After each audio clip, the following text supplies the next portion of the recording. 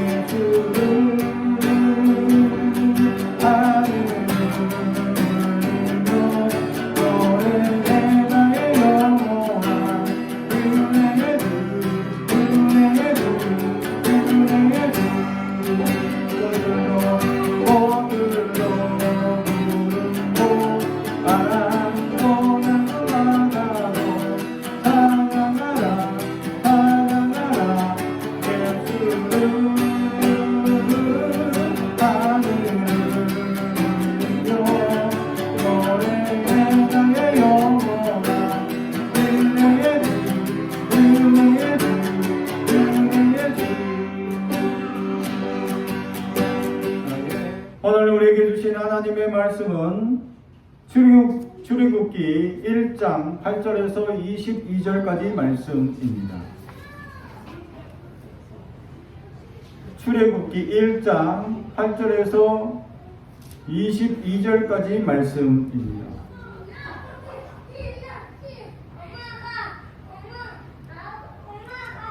하나님의 말씀을 봉독하겠습니다. 하나님의 말씀을 경청해 주시기 바랍니다.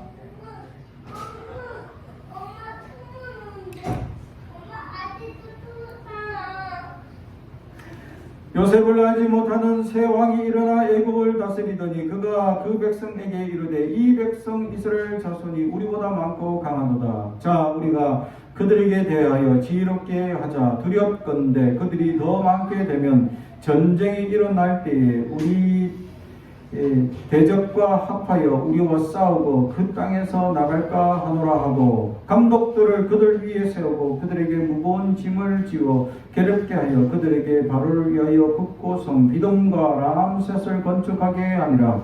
그러나 학대를 받을수록 더욱 번성하여 퍼져나가니 애굽 사람이 이스라엘 자손으로 말미암아 근심하여 이스라엘 자손에게 일을 엄하게 시켜 어려운 노동으로 그들의 생활을 괴롭게 하니 곧 흙을 이기기와 벽 굽기와 농사의 여러 가지 일이라. 그 시키는 일이 모두 엄하였더라. 애굽 왕이 히브리 산파 시브라 하는 사람과 부하라 하는 사람에게 말하여 이르되 너희는 히브리 여인을 위하여 예산을 놓을 때에 그 자리를 살펴서 아들이거든 그를 죽이고 딸이거든 살려두라. 그러나 산파들이 하나님을 두려워하여 애굽 왕의 명령을 어기고 남자 아기를 살린지라. 애굽 왕이 산파를 불러 그들에게 이르되 너희가 어찌하여 이같이 남자 아기들을 살렸느냐. 산파가 바로에게 대답하되 히브리 여인은 애굽 여인과 같지 아니하고 건강하여 산파가 그들에게 이르기 전에 해산하였더이다 하매 하나님이 그 산파들에게 은혜를 베푸시니 그 백성은 번성하고 매우 강해지니라. 그 산파들은 하나님을 경외하였으므로 하나님이 그들의 집안을 흥망하게 하신지라. 그러므로 바로가 그의 모든 백성에게 명령하여 이르되 아들이 태어나거든 너희는 그를 나일강에 던지고 딸이거든 살려두라 하였더라. 아멘. 우리 가슴에 손을 얹고 축복의 언어합니다. 나는 하나님의 사람입니다. 축복의 사람입니다. 우리 가정은 영혼이 잘된 같이 범사가 잘되고 강건해지는 가정입니다. 우리 교회는 번성하고 창대하게 되며 하나님의 언약이 이루어지는 교회입니다. 아멘.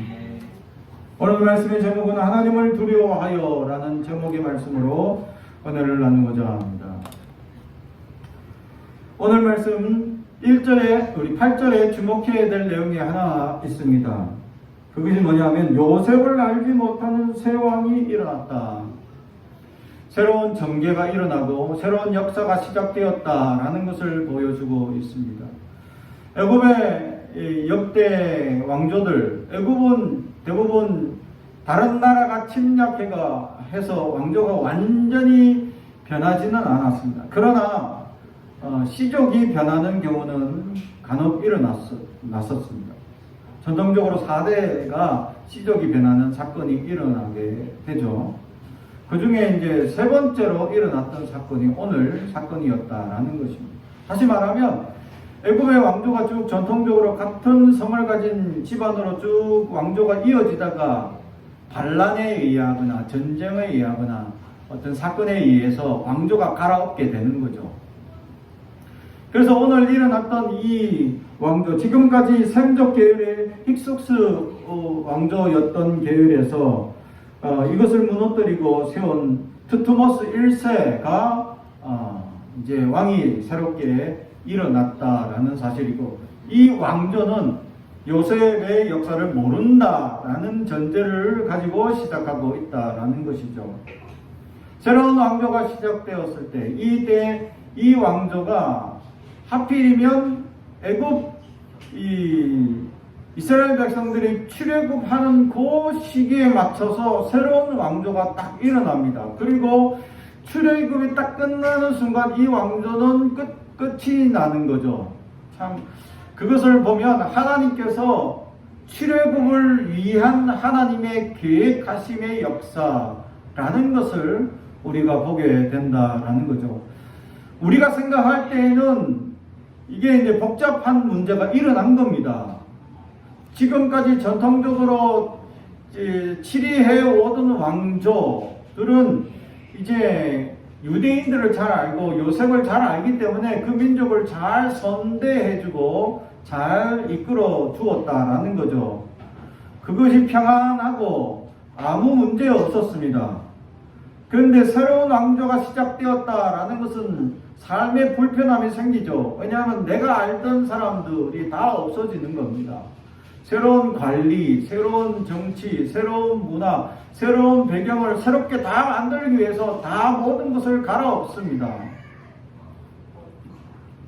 근데 갈아엎는 것을 할 때에 원래 좋은 일이 있는 또 잘 평안하게 진행되는 것은 그냥 진행되게 하고 부당하고 부조리한 문제들을 좀 새롭게 갈아엎으면 새로운 왕조가 일어났을 때 사람들이 야 새로운 왕조가 부조리를 다 없애고 정말 좋다라는 것이 형성되겠죠. 그리고 기본적으로 기득권 세력들이 다 없어지기 때문에 새로운 왕조를 환영하는 분위기가 생겨나기 일쑤입니다. 왜냐하면 이렇게 한 왕조를 계속 이어져서 내려오다 보면 고인물이 생겨서 점점 기득권 세력들이 강해지고 그런 사람들은 그러면 점점 부정부패가 근간이 되기 때문에 그들의 부정부패가 점점 백성들을 어렵게 하고 힘들게 하는 역사가 되기 때문에 그래서 이런 고정관념 또 기득권의 분열 또 지금까지 이뤄나왔던 이런 형태들이 새롭게 갱신될 때 일부의 백성들은 좋아할 수도 있습니다. 그러나 어떤 면에서는 지금까지 이런 왕조로 이어져 오던 평안함을 즐기던 사람들 입장에서는 완전히 갈아엎게 되면 불편함이 다가올 수 있다라는 것이죠. 하나님께서 왜 이런 불편함을 형성하고 있을까? 하나님의 불편함을 우리의 삶에 기본적으로 평안하고 잘 되고 잘 이루어지는 것 그런 생활만 쭉 이어지면 참으로 좋을 것 같은데 하나님의 역사 가운데는 불편함의 연속이다라는 거죠. 왜 하나님께서 이렇게 불편함을 이루어내고 그렇게 만들어 가실까라는 겁니다. 궁극적으로는 이집트의 불편함은 곧 이스라엘 백성들의 출애굽을 위한 계획이었다라는 사실이죠. 또 이스라엘 백성들의 제국 말년에 바벨론 포로로 잡혀가는 그 나라가 망하고 나라가 완전히 분쇄되어져 버리는 나라가 없어져 버리는 그런 현상들 국수주의 입장에서는 정말 나라가 망하는 것이 가슴 아프고 힘들어지고 나라가 없어지는 이 안타까운 사정 속에 하나님께 부르짖고 기도하는 사람들이 많을 것이다 라는 거죠. 근데 하나님의 계시는 그게 아니었다라는 거죠. 예레미야 선지자를 통해서 바벨론의 포로로 가는 것이 하나님의 뜻입니다 라는 것이 계시였다라는 겁니다. 다시 말하면 하나님의 뜻은 이스라엘 백성들 이 열왕들이 막 세계 곳곳에서 일어날 때에 어렵고 혼탁해지는 세상의 어려움 속에서 이 이스라엘을 지켜주는 가장 좋은 방법은 뭐냐라는 거죠. 그것이 바로 바벨론 포로로 잡혀가는 그래서 구속되고 잡혀있는 그것이 하나님의 뜻이었다. 구속의 역사였다라는 해석이 나온다라는 겁니다. 그렇죠. 하나님께서 우리의 삶의 자리를 불편하게 하는 이유는 무엇일까? 우리는 그것을 기도할 수 있어야 합니다. 우리가 평안하고 안주하고 또 우리에게 일어나는 지금까지 일어나는 현상들을 그냥 일반적인 생활의 모습으로 받아들이고 그냥 이렇게 일어나는 평안한 어려움도 없고 정치적 이슈도 없고 아무런 문제 없이 살아가는 이런 평안한 상태가 계속되어지기를 우리는 기도하고 소망하고 있으나 그러지 않습니다. 세상은 끊임없이 변하고 세상은 끊임없이 우리에게 불편한 이야기들을 전해주고 있다라는 거죠. 지금 최근에 불편한 이야기가 뭡니까? 가장 큰 이슈는 코로나입니다. 그죠?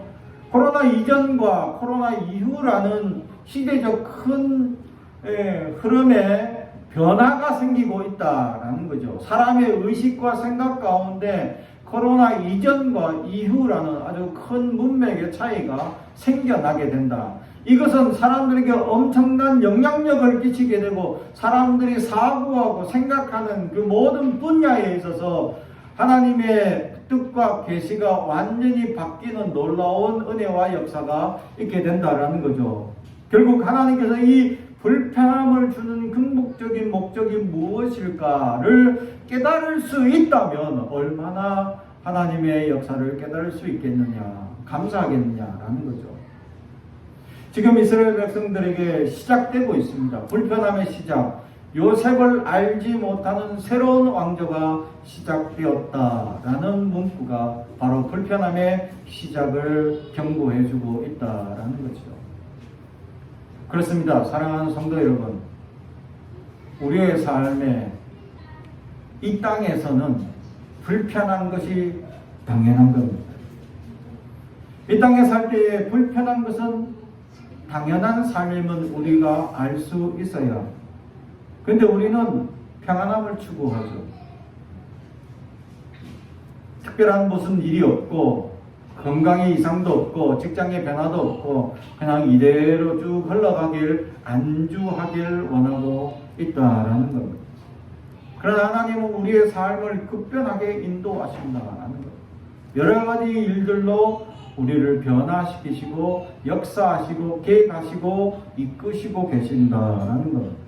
우리는 그런 하나님의 계시를 얼마나 잘 깨닫고 있고 이해하며 받아들이고 있느냐라는 겁니다. 지금 이 불편함의 시작은 출애굽이라는 거대한 하나님의 거국적 역사를 계획하고 있다라는 사실이죠. 그러나 불편함이 시작되는 분기점에서 사람들은 불평하기 시작합니다. 그리고 하나님 앞에 억울하다고 사정을 알리는 사람들이 있을 겁니다. 왜냐하면 억울한 일들이 생겨나기 시작하죠. 그 억울한 일들로 말미암아 사람들은 고통당하고 눈물을 흘리며 어려운 일들을 호소하는 사람들이 생겨나기 시작할 것입니다. 우리 그리스도인들은 이 세상에 평안하면 문제가 있습니다. 왜냐하면 세상은 악하기 때문이죠. 한 번도 세상은 우리 그리스도인들에게 평안함을 허락하지 않았습니다. 그런데 우리는 평안한 줄로 착각하고 있다는 사실입니다. 우리가 평안하다고 방심하는 그 순간 사탄은 끊임없이 우리에게 유혹하고 미혹할 거리들을 만들고 궁리하고 생각하고 그들은 부지런히 우리에게 일하고 있다. 우리의 마음을 조장하고 우리의 마음을 힘들게 할 그 무언가를 찾아내서 우리를 시험 들게 하고 어렵게 만들 무언가를 지금도 찾고 있다. 우리는 한 번도 평안하다라는 생각을 가져서는 안 된다라는 거예요. 그래서 주님께서 말씀하시죠. 깨어 기도하라. 그죠? 일상에 있어서 일어나는 모든 일들을 깨어볼 수 있어야 하고 깨어서 하나님의 뜻이 어디에 있는지 볼 수 있는 눈과 생각이 있어야 한다는 것. 근데 우리는 안주하길 원하고 있습니다. 안주하길 바라죠. 또 이렇게 안주하는 것이 가장 편안한 상태임을 잘 알고 있는 사람들의 습관과 모습들이 있습니다. 저도 그렇습니다. 특별한 일이 일어나지 않고 그냥 평안하게 이렇게 진행되어져 가는 것을 가장 원하는 사람 중에 하나입니다. 그러나 하나님은 내 인생을 돌아봤을 때 한 번도 안주하도록 내버려 두신 적이 없었다는 사실이죠. 하나님께서 이끌어 가신 놀라운 은혜와 역사를 깨닫게 된다면 그 일은 지금 불행이 아니라 결국 하나님의 놀라운 역사였다라는 것을 고백하게 된다라는 거죠. 그러나 아무것도 모르는 사람들 입장에서는 지금 불편함이 자꾸 불평과 불만으로만 쌓일 수 있다라는 사실입니다. 사랑하는 성도 여러분, 그리스도인들은 우리 삶에 일어나는 불평들을 또 불안함들을 또 이 우리 삶에 일어나는 여러 가지 평안하지 못하게 하는 현상들에 대해서 그냥 1차적인 생각으로만 불편합니다 라고 고백해서는 안 된다. 그래서 2차원적으로 하나님께서 이 안에 무엇을 깨닫게 하길 원합니까? 라고 기도할 수 있어야 한다라는 것이죠. 그래서 이 역사를 시작할 때 우리가 오늘 중요한 부분을 주목할 수 있게 됩니다. 그것이 뭐냐 하면 오늘 9절 10절인데 그가 그 백성에게 이르되 이 백성은 이스라엘 자손이 우리보다 많고 강하도다. 자 우리가 그들에게 대하여 지혜롭게 하자. 두렵건대 그들이 더 많게 되면 전쟁이 일어날 때에 우리 대적과 합하여 우리와 싸우고 이 땅에서 나갈까 하노라 하고 아멘.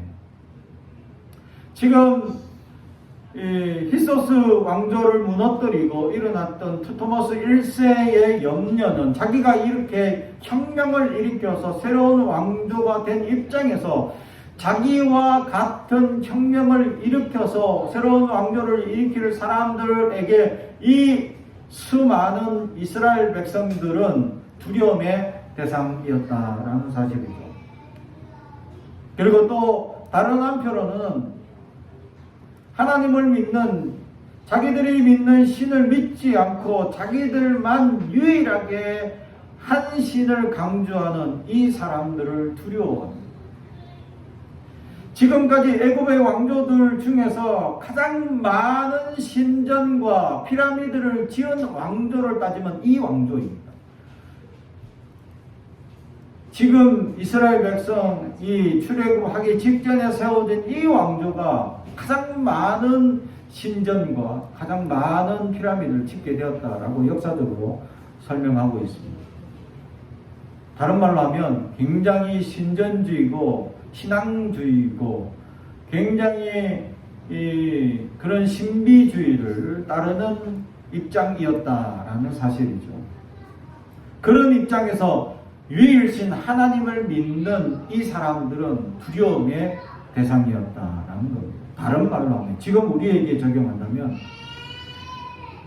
하나님을 믿지 않는 세상의 모든 다른 신을 믿는 사람들은 우리를 두려워한다라는 겁니다. 그리스도인들을 두려워한다라는 겁니다. 세상 사람들은 우리를 두려워한다라는 겁니다. 왜냐하면 예수를 믿는 저들에게 협박이 통하지 않기 때문이죠. 다른 말로 하면 너희들이 성공하려면 불법을 행해야 되는데 불법을 행하지 않으면 내가 혼내겠다. 통하지 않아요. 또는 돈을 더 줄 테니까 불법을 행해라. 통하지 않아요. 어떤 방법을 통해서든 불법을 행해라. 이게 통하지 않아요. 그러니까 세상 사람들이 예수 믿는 사람을 가장 싫어하고 두려워합니다. 어느 심리학자는 이런 얘기를 또 합니다. 사이코 또는 소시오패스라는 아주 정신질환자들이 있는데 이 사람들이 얼마나 이제 인구 비율에 퍼져 있느냐. 이제 약한 기준으로 따져보면 10분의 1이라고 합니다. 그만큼 이런 이 소시오패스나 또 이 사이코패스적 정상을 가진 사람들이 상당히 많다는 것을 보여주죠. 그런 사람들의 기본적인 논리는 갑질이 생기는 겁니다. 그리고 그 사람들의 기본적인 논리는 그겁니다. 내가 누군지 아냐 라는 발언을 한다는 거예요. 누구겠습니까? 똑같은 사람인데. 대통령 입장에서 이게 조금 부딪히고 좀 더 함부로 행하면 그러죠. 내가 누군데 이렇게 함부로 행하냐. 사람이죠. 똑같은 사람입니다. 유권자에 의해서 세워진 대통령일 뿐이죠. 우리를 대신해서 나라의 권력을 국민에게 위임받은 대상일 뿐입니다. 그걸 깨닫는다면 백성을 소중하게 다룰 줄 알아야 하는데 사이코패스나 이런 사람들은 그게 아닙니다. 마치 모든 것이 자기가 이룬 것인 양 스스로 자만감이 넘치게 되죠. 그런 사람들의 특징이 뭐냐라는 겁니다. 그런 사람들의 특징은 자신을 가장 우월하게 생각하고 약자를 굉장히 짓밟는 그런 일들이 일어나게 됩니다. 우리나라의 전반적인 흐름의 모습들 속에 이런 일들이 비일비재하게 일어납니다. 직장과 또 사회의 어떤 조직이나 구조 속에서 갑질이나 이런 일들이 또 권력을 남용하는 일들이 끊임없이 일어나는 이유가 여기에 있기 때문이죠. 그런 사람들이 끊임없이 일어나서 우리에게 불안을 조장하고 감정적 이야기를 합니다. 특히 그런 사람들이 가장 싫어하는 대상이 뭐냐? 예수 믿는 사람입니다. 왜냐하면 자기들의 말이 안 통하기 때문에. 그리고 그리스도인들은 선하게 살아가야 하는데 착한 사람을 가장 싫어한다는 거예요. 왜? 세상에 착한 사람은 없다라고 그들은 결론 짓기 때문에 악하게 살고 악하게 대하고 악한 것이 최고라고 자기는 경험하고 또 그렇게 대하고 있고 그렇게 살고 있기 때문에 선한 자기가 악으로 계속 그 사람들을 누르고 눌러서 했는데도 그 사람들이 선하게 나왔을 때 그들은 깜짝 놀라게 됩니다. 그래서 그 사람들을 더욱 경멸하고 싫어한다는 것입니다. 그래서 그리스도인들은 사탄의 조장에 의해서 예수 믿지 않는 사람들이 끊임없이 우리를 어렵게 하고 힘들게 하는 것뿐만 아니라 소시오패스나 또 사이코패스 이런 사람들에 의해서 착한 그리스도인들이 끊임없이 핍박을 당하고 있다는 것입니다. 다시 한 번 더 물어봅니다. 여러분 평안하십니까? 그러면 문제가 있습니다. 우리는 불편해요. 그리스도인들은 날마다 불편해요. 우리는 날마다 문제가 일어나요. 그럼 그리스도인들은 날마다 불평만 쏟고 날마다 우리 입에서 한탄만 나와야 할 것이냐? 그렇지 않죠. 반대로 은혜와 찬양이 넘칩니다. 왜냐하면 그 불편한 상황을 하나님이 변화시키시고 하나님이 역사하는 것을 보게 되고 깨닫게 되기 때문입니다. 그렇습니다. 그리스도인들은 하나님의 놀라운 은혜와 역사를 보기 때문에 불편한 삶이 불편으로 다가오는 것이 아니라 은혜로 다가오기 때문입니다. 그래서 은혜를 더 많이 경험하게 되고 은혜를 더 많이 깨닫게 되므로 감사와 찬양이 끊임없이 나올 수밖에 없는 것입니다. 그래서 그리스도인들은 불평과 불만을 내뱉는 것이 아니라 감사와 찬양을 더 많이 내어놓을 수 있다는 사실이죠. 하나님께서 이렇게 하신 목적이 있다라는 것입니다. 그것을 깨달았다라는 것이고 그것을 알 수 있다라는 것입니다. 사랑하는 성도 여러분, 그렇습니다. 우리의 불편한 삶이 불편으로 끝나는 게 아니죠. 또 세상 사람들이 우리를 두려워하는 것이 끊임없이 우리를 괴롭게 하고 우리를 방해하고 자기들의 목적에 맞도록 이끌어가기 위함인데 그 말을 듣지 않으니 또 우리를 무서워하고 두려워합니다. 그래서 오늘 성경은 그들을 두려워하고 무서워한다고 성경에 기록되어져 있다라는 사실이죠. 그러므로 우리의 삶은 끊임없이 불편의 연속일 수 있습니다. 그러나 이것을 잘 견뎌내는 그리스도인들이 되기를 주님의 이름으로 축복합니다. 마지막으로 오늘 본문의 제목의 말씀으로 하나님을 두려워하여. 오늘 이 두트모스 1세는 이스라엘 백성들이 번창하는 것을 두려워해서 이 15절 애국 왕이 히브리 산파 시부라와 라 하는 사람과 부하라 하는 사람에게 말하여 이르되 너희는 히브리 여인을 위하여 해산을 도울 때 그 자리를 살펴서 아들이거든 그를 죽이고 딸이거든 살려두라 라고 명령합니다. 이스라엘 백성들의 인구 증가를 두려워해서 아들이면 죽이고 딸이면 살리라 라는 명령을 합니다. 그러나 17절 그러나 산파들이 하나님을 두려워하여 애국 왕의 명령을 어기고 남자 아기들을 살리는지라. 아멘. 왕이 명령합니다. 지금 새로운 왕조에 새롭게 시작하는 왕입니다. 지금 가장 두려워해야 될 때입니다. 왜냐하면 지금 이 정권이 바뀌었기 때문에 그 바뀐 정권 때문에 기득권이 다 목이 날아가고 많은 사람들이 숙청당하고 지금 세상이 막 혼탁스럽고 두려운 시기입니다. 그때 왕이 불러가지고 이 산파 두 명에게 야, 아들이면 죽이고 딸이면 살려라. 이게 왕의 명령입니다. 그런데 이 산파들은 하나님을 두려워하여 그렇게 왕의 명령을 어겼더라. 이게 오늘 말씀의 기록입니다. 사랑하는 성도 여러분, 믿음의 사람들은 하나님을 두려워하며 살아야 합니다. 사람의 소리를 두려워하지 말아요. 많은 세상의 사람들은 사람의 소리를 두려워합니다.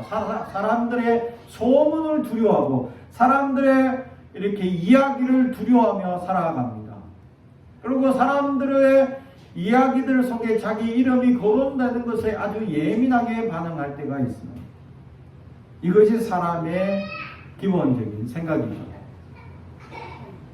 좋은 얘기로 오르게 되면 누가 하나 그것을 싫어하겠습니까? 그러나 좋지 못한 이야기들에게 자기 이름이 거론된다면 불편하기 그지 없다라는 사실이죠. 그래서 사람들은 사람들의 소문에 귀를 기울이고 누가 어떻더라 하면 굉장히 궁금해하고 굉장히 같이 그것을 경청하고 또 심지어는 같이 그것을 전파하는 데 빠른 사람이 될 수도 있다는 것이죠. 교회 안에도 마찬가지입니다.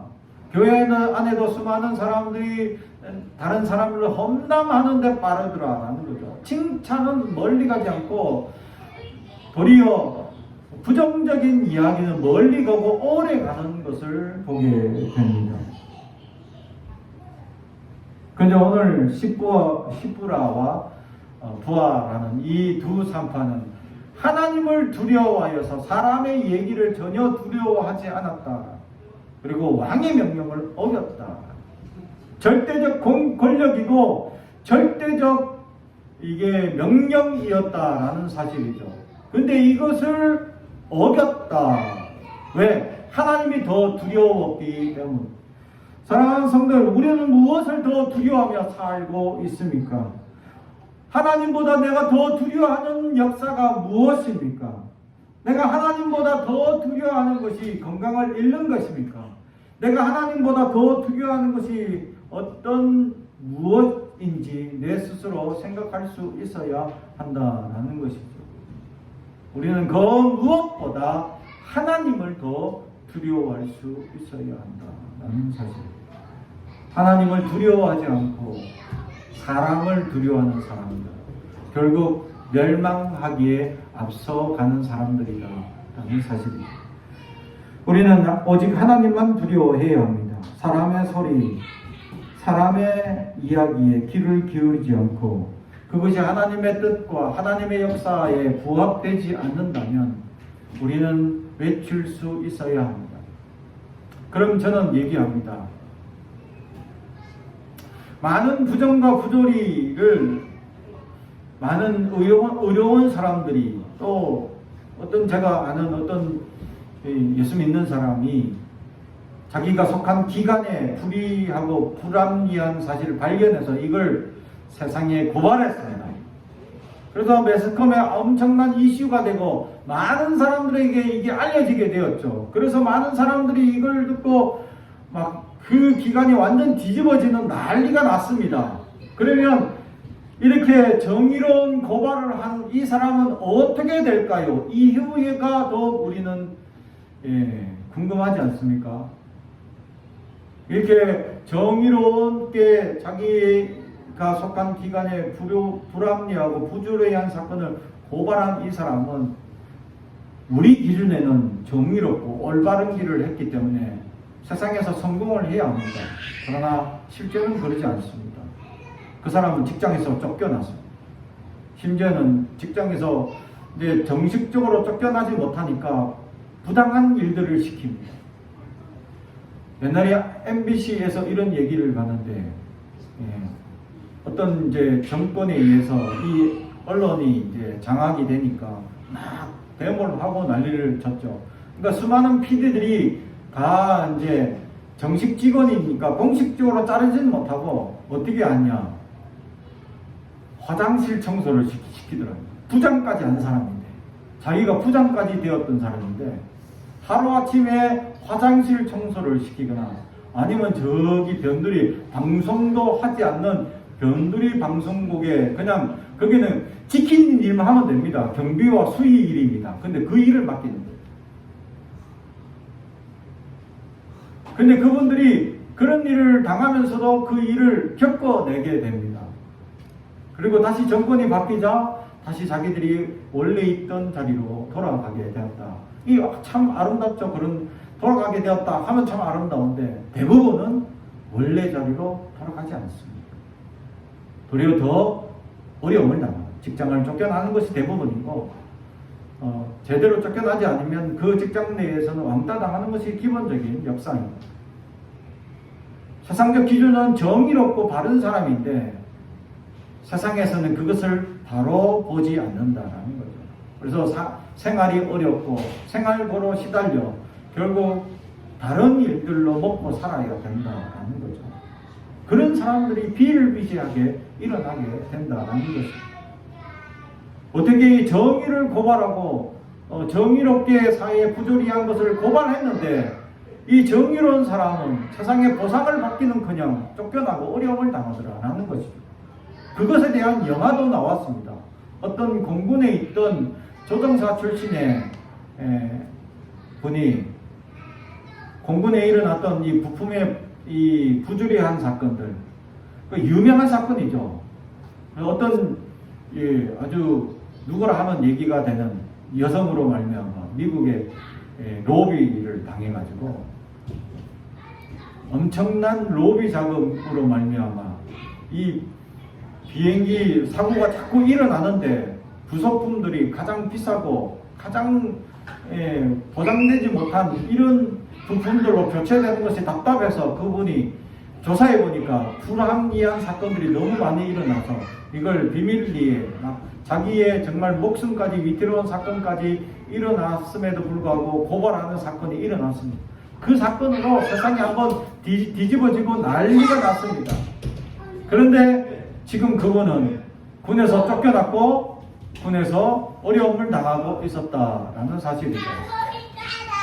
그렇습니다. 사랑하는 성도 여러분, 그리스도인들이 올바르게 살아가고 정의롭게 살아가는 것, 세상이 그것을 온전히 받아들이지 못하기 때문에 분명히 우리는 어렵고 힘든다라는 거죠. 우리는 지금 삶의 형태에도 많은 어렵고 힘든 일들이 일어납니다. 불편함이 계속 일어납니다. 그러나 그것을 지혜롭게 이겨낼 하나님의 지혜가 필요하다라는 사실입니다. 사랑하는 성도 여러분, 그럼에도 용기 내어서 정의를 수호하고 정의롭게 얘기할 수 있겠느냐라는 것입니다. 제가 며칠 전 유튜브를 봤는데 어떤 교회에서 간증을 하는 한 분의 간증문을 낭독하는 것을 보게 됩니다. 그 내용 그것이었습니다. 삼성전자 과장까지 진급한 사람이었죠. 삼성전자에서 가장 빠른 진급의 대상이었고 가장 빨리 진급한 사람으로 기록된 사람이었습니다. 그분이 교회를 다니게 된 거죠. 근데 그가 고백을 이렇게 합니다. 자기는 가장 빠른 과장 진급이었고 가장 많은 성과를 내었기 때문에 자기 목표는 부장이었고 부장 다음에는 이사고 계속 끊임없이 자기는 성공주의가 최고의 목표였다라는 거죠. 그래서 끊임없이 그는 이 성공을 위해서 매일같이 달려갔다는 겁니다. 근데 그때마다 아침에 출근하면 제일 먼저 다가오는 이제 직원들, 자기는 한 200명 정도 다루는데 그 중에 이 10여 명이 자기한테 달려온답니다. 왜? 월차나 연차나 특차를 내기 위해서 이제 찾아온다는 거예요. 그러면 그 사람들 월차나 특차 뭐 이런 걸 내기 위해서 분명히 사유가 있습니다. 결혼식, 장례식 또는 뭐 이제 집안에 이제 대소사 일들이 분명히 있죠.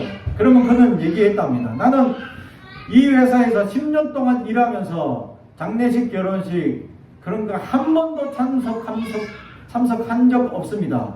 그러니까 이것은 안 됩니다 하고 잘라보냅니다. 그러면 가족의 대사사 다 잘려서 한 5명이 내려간답니다. 그럼 나머지 5명이 남는다는 거죠.